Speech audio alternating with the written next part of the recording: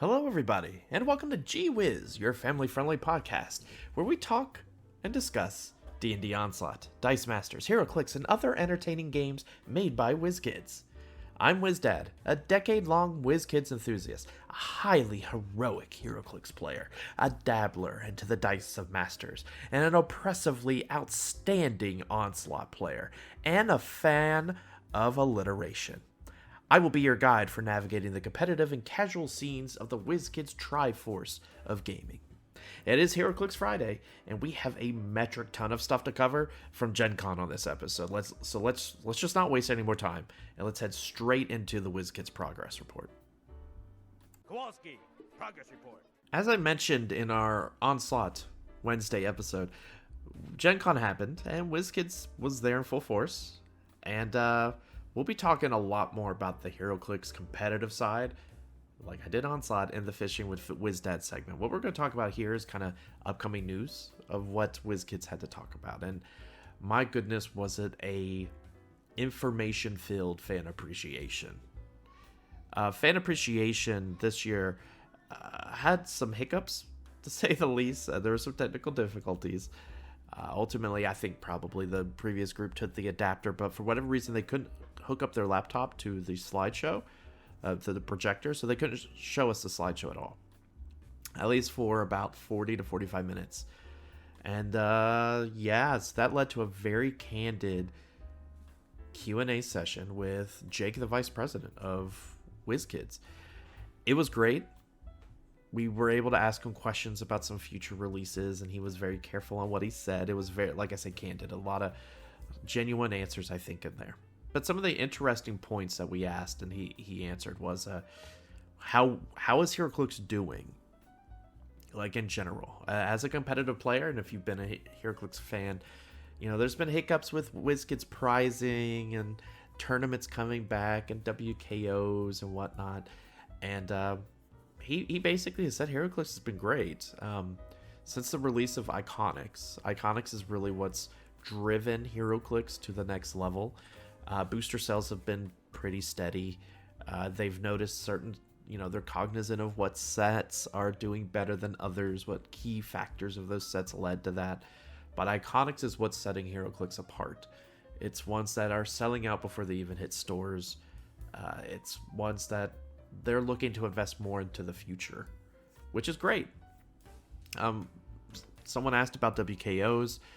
That was kind of skirted across. It's more of like they're looking for ways to support OP events, but specifically didn't mention WKOs. I think that leads to a narrative that we were expecting where they want stores to kind of run it.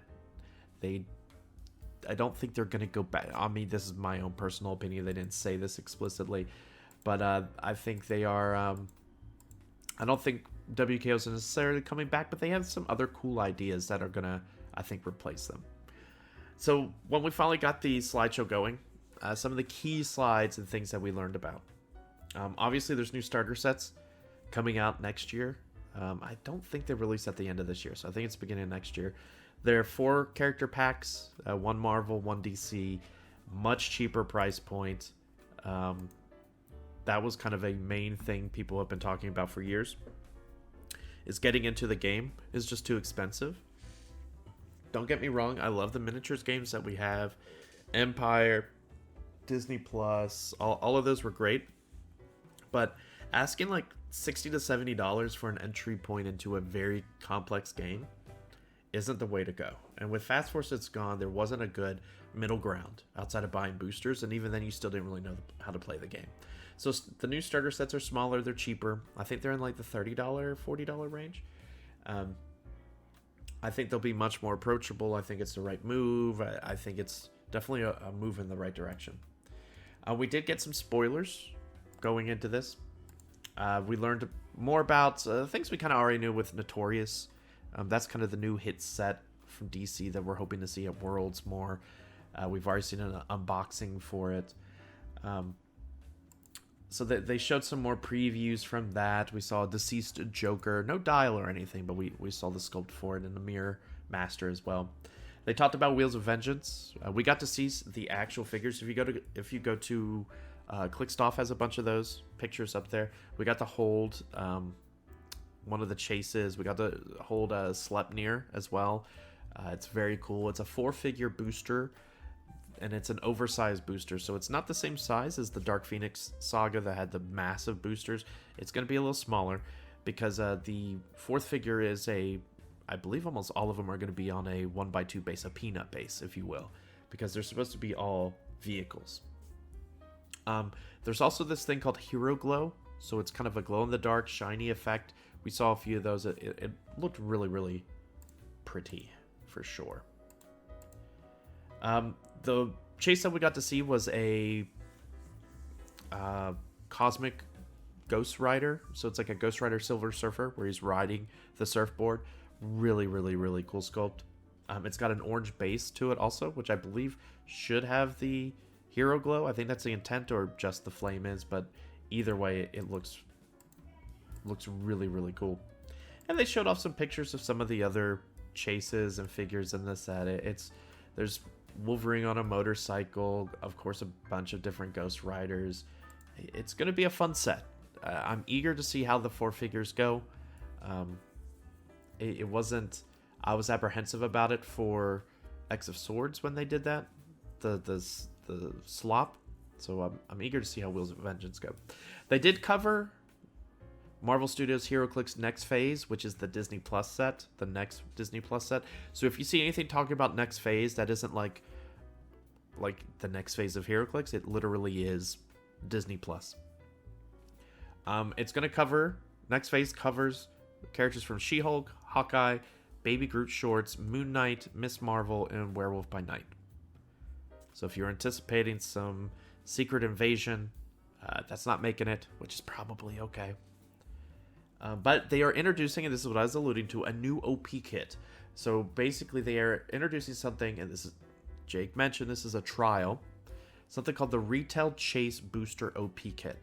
So it is a premium prize that retailers could use as prize support for a release day, for anything else, a bigger tournament. It'll be in a reusable, as they say, cigar box packaging, so different kind of shape. It features 3 random figures from the set, including 1 guaranteed chase figure.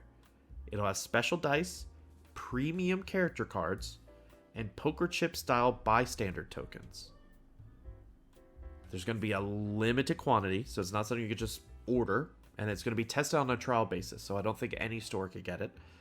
But very limited, so you can't just have someone buying them out. They don't want people being able to buy it. It's all support for brick and mortar stores, support for your local comics book stores, which is what they need, honestly. If you think about some stores trying to survive, it's usually more product is what they give as prizing. There hasn't been a lot of OP. They've been introducing some of the monthly OP kits, but something extra would be great. So I'm eager to see how this OP, the Chase Booster OP kit works. I like the idea of premium character cards. If you've played Onslaught at all, they have the foil cards. Even Dice Masters has the Con OP cards, which has beautiful, beautiful art on them. And it doesn't really have any of the texts, because you could just reference the other card if you need that. But it is a beautiful. So to see that Heroclix might be going in that avenue, where it's like, here's a premium character card, that's awesome. Like, that is something that would be desirable. Being able to sit down and play. It's not a game element that means you've got an advantage on your opponent, because prizing doesn't need to all be that way. So I'm eager to see how this works. I'm hoping it becomes a little bit more widespread to where more stores can use it. But it doesn't seem to give like an unfair advantage, a figure not everyone could get. It gives just a guaranteed chase, which hopefully it's a good chase. But this is starting with Disney, the next Disney Plus, the Next Phase set. And then they showed off some new Iconics. Iconics have been apparently selling like hotcakes. The Death of Superman is sold. 100% sold to retailers. It's sold out. It's a great entry point. People like putting it on their shelves. I actually don't own any because my store hasn't gotten any. I need to step up on that a little bit. But it's really a nice piece for people to pick out. You know, we've got Spider-Man, Wolverine, Thanos, the Bane Batman one, the Death of Superman. They did announce a couple more. We've got a piece Peacemaker one. There's actually 2 4-figure iconic releases for Peacemaker that really revolve around the show. So that's really, really exciting. There's a Sherlock Holmes based iconics, which is neat. It's kind of looks like the door of the Bakersfield, his Bakersfield house. So Baskerville, not Bakersfield, when I say that. So that looks really neat. That's supposed to come out in January. They also mentioned that Colossal Kong iconics coming out and first appearance Wolverine, and they showed a calendar, like a leading up to May, a release schedule. They have September supposed to be Batman and Robin. Death of Superman is coming out in October. Iron Man Hall of Armors is November. Colossal Kong December. So almost every month is a new iconics, which makes sense, right? A monthly iconics, that's pretty smart because it's something you don't. Not a lot of figures. Most are like 4 to 5. There's a super secret Valentine's project. Interesting. Peacemaker Wings of Eagly comes out in March. April is the first appearance of Wolverine. And then you have Peacemaker Project Butterfly in May. They did announce the next set. I told you there was going to be a lot, guys. The next set after Disney Plus next phase is called Deadpool Weapon X. It is a set that is going to have a lot of duo figures. That's going to be kind of the theme. I doubt they're bringing the duo symbol back for those that remember it. But they already showed the picture of like Wolverine and Deadpool, like, you know, standing in front of each other, hands gripped as if they're like, say like, good job, buddy. That's coming out in March is the plan. And then a new DC set in May. So Notorious in September, Wheels of Vengeance October, Disney Plus in January, Deadpool Weapon X in March, and then DC another set in May. So this is getting beefy, folks. If you have not seen the release schedule, we have a set back-to-back months, and then 3 months, 2.5 months later, I assume Wheels of Vengeance will be near the end of the month. 2 months later, you've got one more set, and then 2 months later, another set. So we're getting back to high-frequency new sets. It's fantastic. You gotta love it. Heroclix players are sitting pretty. We've got what we've wanted as far as new Heroclix comes out. And that was really all they covered for the fan appreciation. Once again, the fan appreciation was very heavy Heroclix. They covered some board games, covered some Onslaught, no Dice Masters. It was really all Heroclix. And you couldn't help but leave feeling good about the future of Heroclix. And this was at GenCon, the national tournament, you know? So who knows what they're going to talk about at Worlds? I assume we'll see more dials when it comes to Worlds. We'll probably see some more Wheels of Vengeance. At that point, Notorious is probably going to be out. Hopefully all spoiled by then. So probably more Wheels of Vengeance. We'll probably hear about the February, you know, whatever, the Valentine's Day secret project. We'll hear about more things that are on their list. But man, to know everything that's coming out in the next, 7 months, 8 months, that's exciting. The only thing we don't know about is if there's going to be another storyline OP event. I know there's one that's supposed to be around Notorious, and actually I haven't heard anything about it since then. Around the Batman animated, or the Joker, not the Joker Club, but the card gang. I forget the name of them. Everyone's probably yelling it out at me now, but there's supposed to be more about that, but I haven't heard anything. So that's definitely interesting. But that's probably going to do it for the Wizkids Progress Report. That's all that really came out of the Fan Appreciation event. Now, let's go ahead and flip over to Fishing with WizDad, where we'll cover a lot of the different tournaments that happened at GenCon, talk about the current competitive state of Heroclix, and if you're looking to get into it, what to expect, especially going into Worlds. Get your gear, little man. We're going fishing. And I mean now. GenCon 2023 really showed how strong and how healthy Heroclix is currently. At GenCon, there were a lot of battle royales that happened. There was an X-Men X of Swords storyline OP event that happened, but we also had 6 significant tournaments. One obviously being the major tournament, the national championship, the U.S. national championship. But we also had 2 Pulp tournaments, 2 Silver Age tournaments, and a theme tournament. All of which were well supported, prizing wise. You can argue about nationals, how well supported that was prizing wise, but overall, you cannot complain about really the tournament level. It's pretty. If you're a Heroclix player, you're sitting pretty right now. Let's start with talking about the Modern Championship. Congratulations goes to Alex Mader, who won the U.S. National Tournament. He beat his friend, Lucas Tom Van Hollen. Alex Mader played Spider-Man Prime with the All-Black Sword, Carnage Silver Surfer, Black Skull, Venom Magneto, Mephisto with the Sinestro Ring, and the Commissioner. Very strong team. Spider-Man Prime has rocketed to the top of the tier list of meta pieces. He is incredibly good. He kind of went under the radar when he came out because he came out in the Spider-Man set, and we didn't really have a ton of tournaments at the time to really highlight how good he actually was, and it was really the states tournaments that highlighted, hey, this guy could charge Flurry and do a follow-up attack, a charge with an object or something like that. So incredibly good. Pairing him with Carnage Silver Surfer, obviously great. And then you have the combo of Black Skull and Mephisto. Mephisto being able to kind of keep that team healthy, keep the team going by sideline popping out a Black Skull and swapping with the other ones, and he heals and removes a token. It's an incredibly strong team. It's a very expensive team for sure, but there's congratulations once again to Alex. There's no reason he does not deserve all the praise. That is a great team. It's one that if you're planning for Worlds, absolutely you have to prepare for. Mephisto's going to be everywhere. Spider-Man Prime's everywhere. Carnage Silver Surfer's everywhere. Black Skull and the rest of the Masters of Evil are going to be everywhere. So this is by far, his team is the quintessential team that you should be preparing for. Lucas's team, the second place team, is kind of a bit of an anomaly. His team is a mission point team based around Darkseid, Indigo 1, the Riddler, Watcher with Shock Gauntlets, Frogman, and then Batman Prime, the Green Lantern one. I'm not going to go into detail about exactly how it works because honestly I don't know.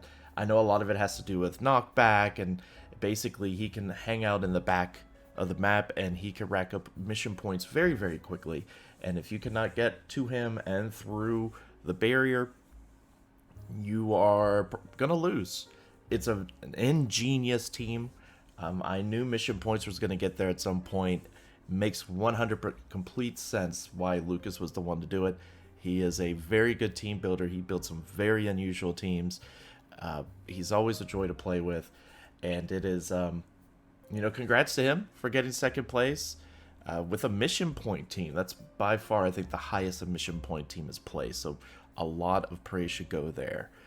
I'll be doing some more modern talk as we lead up to Worlds. We are still about 4 weeks away, or a month away, I guess I should say. So I'll be doing more modern talk, talking about what teams to expect, what gauntlet your team needs to be facing, prepared to go against, because modern this year is a little crazy. It's by far the biggest amount of pieces, the biggest pool of pieces, because WizKids moved their rotation date to after Worlds.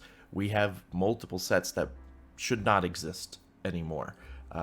Wonder Woman 80 should have already rotated at this point, but they didn't. So this year is kind of a weird year. It is a massive modern field, but if you look at the teams, it's mostly brand new pieces. Besides the Commissioner, all the pieces on there are modern for Alex Mader's team. Outside of, I guess, Venom Mags, who is insane point value. I honestly can't wait for that piece to rotate. I think it's by far one of the most overplayed, undercosted pieces in modern right now. So definitely can't wait for that piece to rotate. I think it's definitely one that needs to go. I think it's too much reliance on it. But I will talk more about the Pulp tournament. I could talk more on that. I did play at the Modern Nationals qualifier. Full disclosure, when I went into Gen Con, once again, I was doing what I call the Try Wizkids tournament, where I was playing in all 3 games.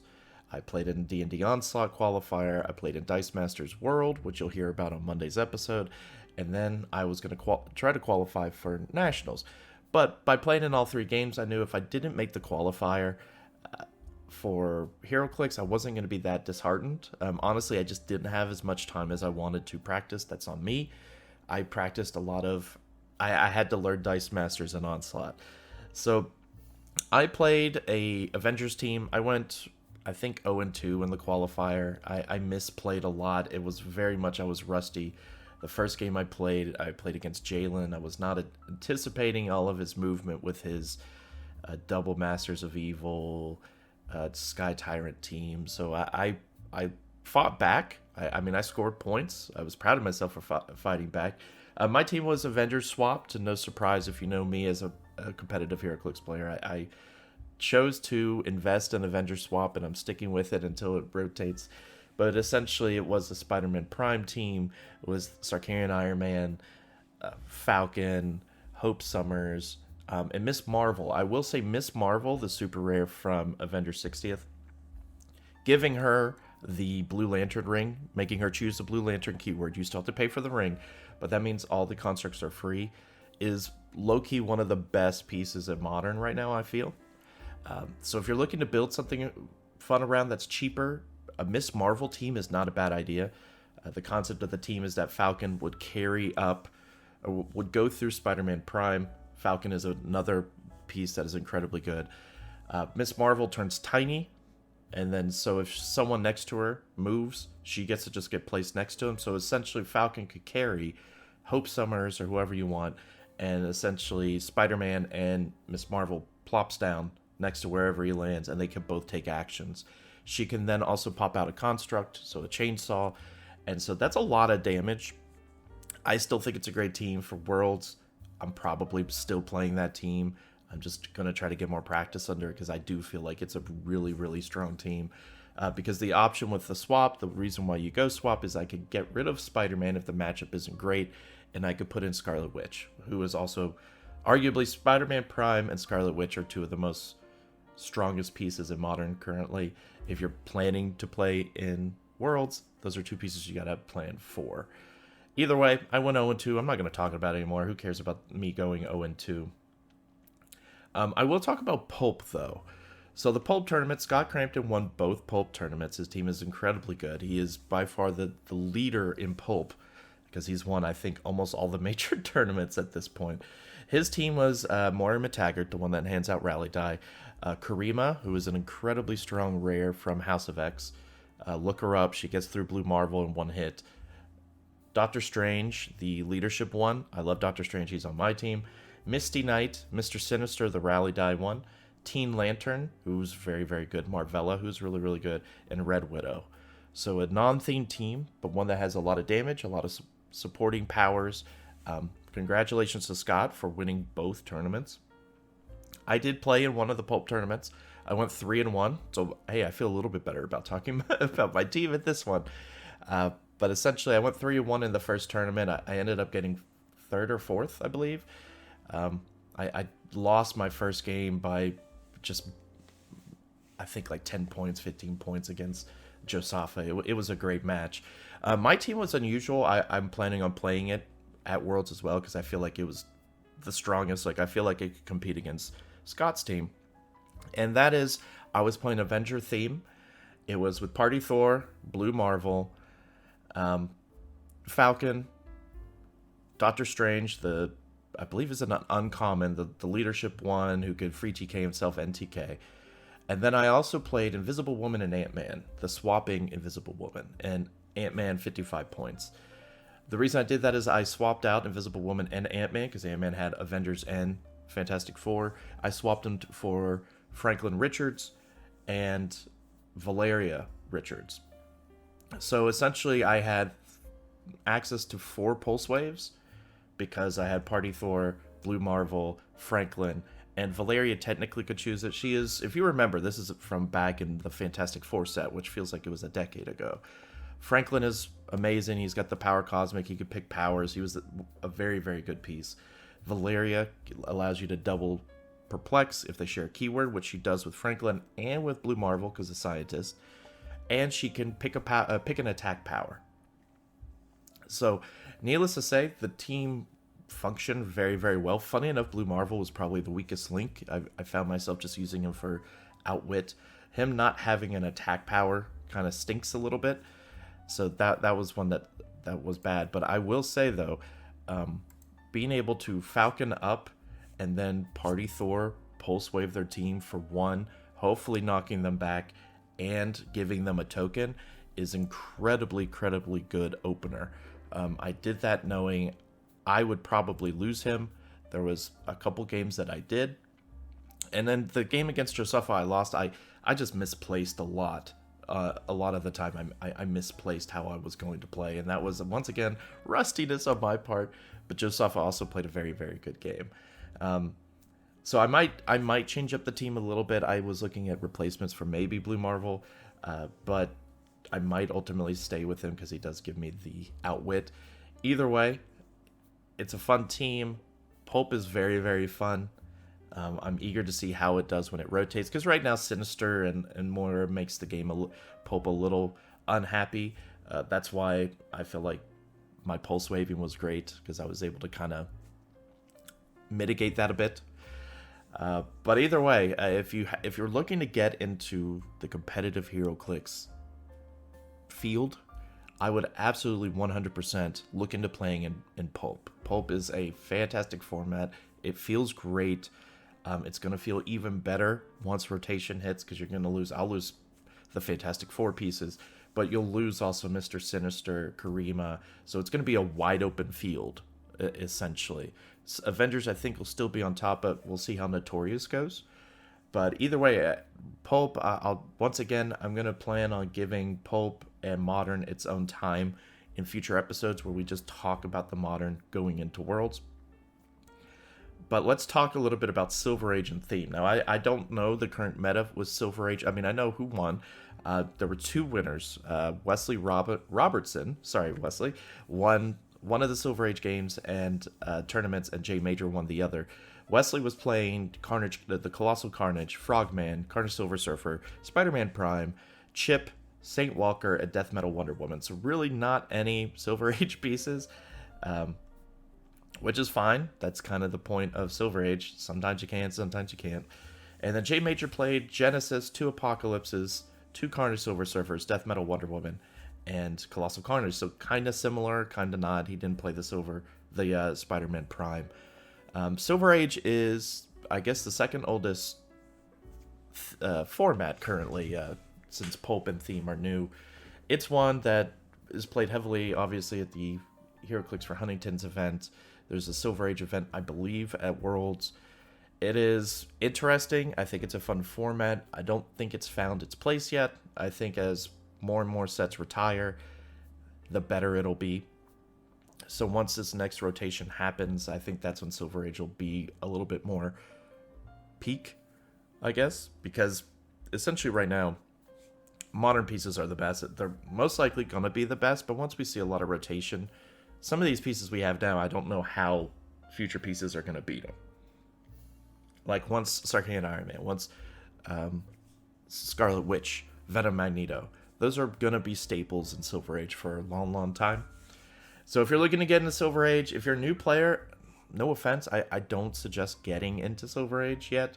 That requires, I mean, you could just play a modern team in a Silver Age and probably be pretty successful, as evident of Wesley Robertson and J Major. But I would not suggest getting into it until you've had more practice, you go out there and try to get some of the pieces. I know with Silver Age, a lot of the equipment from Silver Age, the gems, exospecs, some of the older equipment is kind of the key pieces you want from Silver Age. Those are going to be the ones that you use more. And then some of the smaller pieces like Groot, well, not small, he is a colossal, but some of the lower point figures can also see play. But Silver Age is also a meta that has not been solved, really. Modern is the one that's currently I won't say solved, but we know where it's going.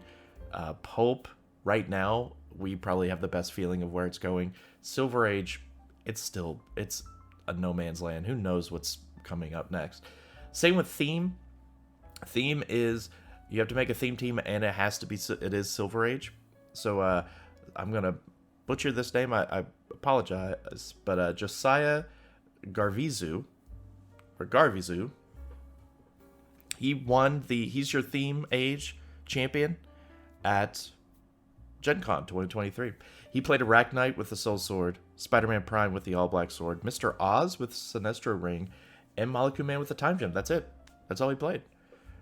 So big congrats to him. That's a really cool looking team. Arachnite is a piece that I've been looking at. I own one, and I keep thinking about trying to make him work, but it's hard for me to find a second piece. It really is. So that was pretty much all of the competitive games, competitive formats, I should say, going on at Gen Con. Once again, there were Battle Royales, there were the Slop event. I plan on covering each format more in depth, giving them kind of their own episode in the upcoming 4 weeks. I might combine Silver Age and Theme and just give Modern a couple, 2 episodes, or I might just cover going into Worlds. If you are on the fence about going to Wizkids Worlds this year, I would safely say don't be. I've been, every time they've gone, which I guess this would be the 3rd year, because they started in 2019, had the break due to COVID, and then came back last year. It's been a blast every time. It's fun being in an environment where it's WizKids games. It's going to be Dice Masters, Onslaught, Heroclix. The Dice Masters isn't going to be there this year. Pause on that until Monday.